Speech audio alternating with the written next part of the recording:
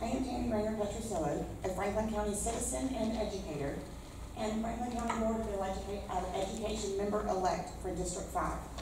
I am speaking to you tonight in regards to the $1.3 million cut in school funding that you all are poised to slash from the Franklin County Schools budget tonight. As you have been made aware, this will also trigger a multi-million-dollar cut in state and federal funding, which could lead to a $5 million plus cut in total funding.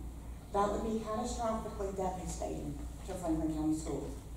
According to Gary Hunter's May 25th column in the Franklin Times, the $1.3 million cut equates to a $162 cut per child in the system, or a $3,240 cut to a classroom of 20 students.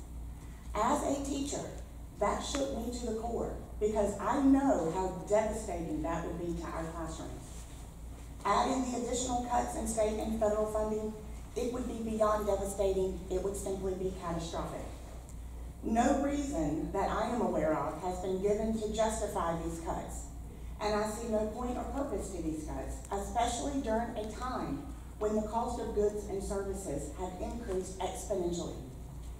Given the fact that one of the most expensive components of a school budget is transportation, how could a cut even be suggested with fuel prices as high as they are right now? This budget cut will significantly impact children from low-income families because their parents have fewer resources to lean on outside of the school, like transportation. They depend on those buses running. These devastating cuts would prevent children from getting the resources they need for things like access to updated educational technology, basic classroom supplies, extracurricular activities, and the one that hits home to me personally, the inability to run an effective arts education program.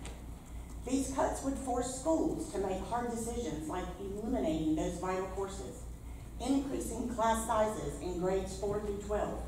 Local supplements would be in jeopardy, further exacerbating the teacher shortage. County Manager Kim Ditton responded to these cuts with a, I quote, "These cuts should not be interpreted as a lack of support for Franklin County schools. Instead, the county will be placing additional focus and energy on understanding the needs for education." I don't even know what that means. I tried to square that circle and I just couldn't.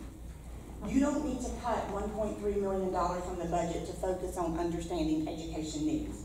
Just visit some Franklin County schools, sit down and talk to Franklin County schools. They will tell you exactly what needs are in education. And it's not a $1.3 million cut. This is not good for our students. This is not good for our teachers. This is not good for our school system. This will not be good for Franklin County community. A compromise must be reached to prevent schools from being forced in the future to take drastic measures like layoffs. It is my understanding that a compromise from around $690,000 has been proposed to you from Dr. Schuler. While I prefer no cuts to the budget, I do support the compromise.